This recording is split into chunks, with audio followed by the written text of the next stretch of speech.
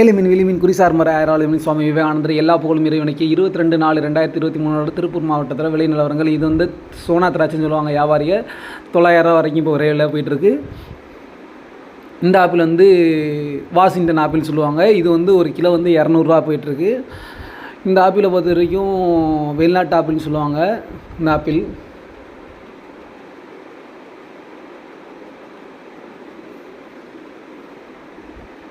அடுத்து நம்ம பார்க்குறது வங்கனப்பள்ளி மாம்பழம்னு சொல்லுவாங்க. இந்த மாம்பழம் நல்லா டேஸ்ட்டாகவே இருக்கும். இந்த மாம்பழம் வந்து இன்றைக்கி திருப்பூர் மாவட்டத்தில் ஹோல்சேல் ரேட்டுன்னு பார்த்தீங்கன்னா 100 ரூபா வரைக்கும் விலை போகுது. 20 கிலோ பாக்ஸில் தருவாங்க டிப்பரில்.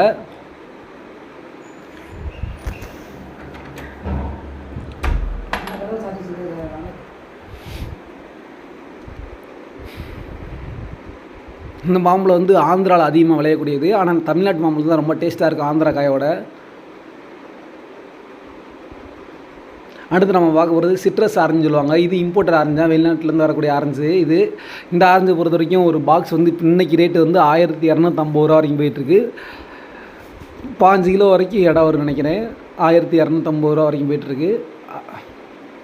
அடுத்த வீடியோவில் இதோட எடையை சொல்கிறேன் உங்களுக்கு.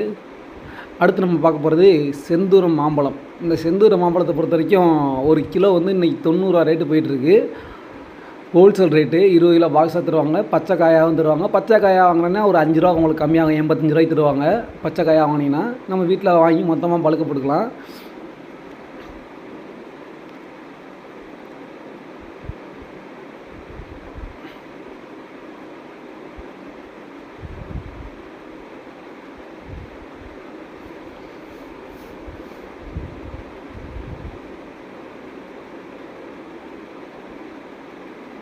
அடுத்து நம்ம பார்க்க போகிறது டர்க்கி ஆப்பிள்னு சொல்லுவாங்க. இது இம்போர்ட் ஆப்பிள் தான்.